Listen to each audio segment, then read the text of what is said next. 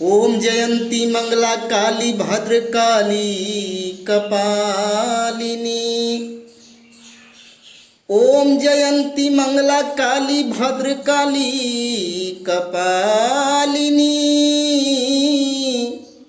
दुर्गे क्षमा शिवा धात्री। स्वाहा स्वधा नमोस्तुते।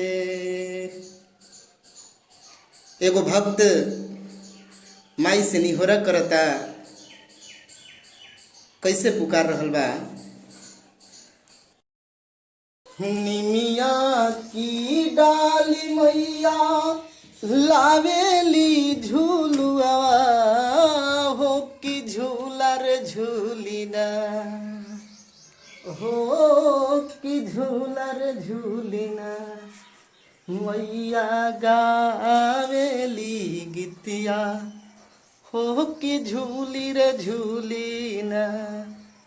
मैया गावेली गीतिया हो कि झूली रे झूलिना।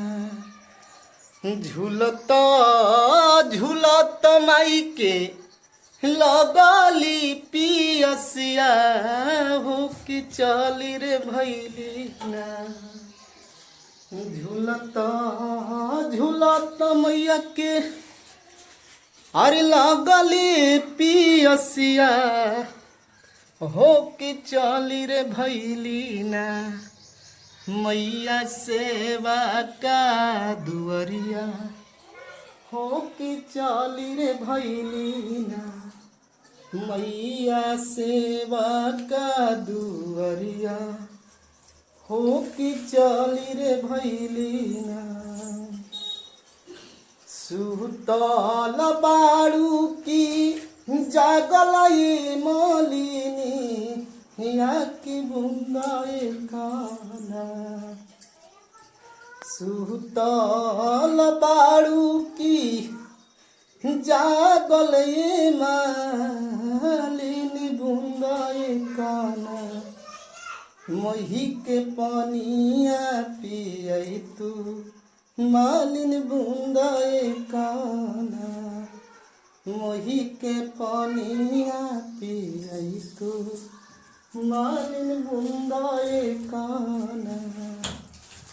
कैसे के पानिया पियाइए भवानी मैया मोरे गोदीना। कैसे के पनिया पियाइए सीताली मैया मोरे गोदीना। बाड़े सेवा का तोहार मैया मोरे गोदीना। बाड़े बाला का नादान मैया मोरे गोदियाना। हर बल का सुतई तुए मैया सोने के पालाना की गुंडरे काना। मही के पनिया पियई तू हो कि बुंदाए काना। सब गौआ जुड़ा से मालिन वैसे रे वैसे ना। निमिया की डाली मैया लावेली झूलुआ के झूली रे झूलिना। मैया गावेली गीतिया हो कि झूला रे झूलिना। मैया गावेली गीतिया हो कि झूला रे झूलिना। प्रेम से बोलिए काली मैया की जय, भैरव बाबा की जय, सायर मैया की जय, गांव के डिहवार बाबा की जय, बजरंग बली की जय, नगर बस्ती की जय। बोलिए अपने अपने माता पिता की जय।